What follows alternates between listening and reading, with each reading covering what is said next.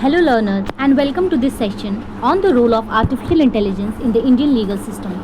I am Susmita, your instructor for today. As a legal professional and researcher, I am thrilled to explore how AI is revolutionizing how justice is delivered in our country and what we must be cautious about as we move forward.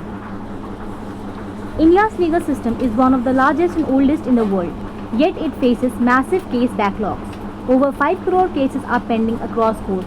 With recent developments in AI, there's hope that technology can assist in managing this workload and speeding up justice. Simply put, AI is the simulation of human intelligence by machines. In the legal field, AI is being used to analyze legal documents, predict case outcomes, and even draft basic legal texts. Recent developments in India. Let me highlight three recent Indian initiatives: Supreme Court SUVA, Supreme Court Vidik Anuvad software, and AI translation tool for judgments. Second one is Delhi High Court's use of AI for bail prediction. And third is Niti Aayog's AI Strategy 2023 update that includes judicial reform. Here are some key advantages, that is faster document review, enhanced legal research, case prediction models, lower cost of routine tasks, access to justice for remote or marginalized communities through AI-powered legal aid tools. But it's not all smooth sailing.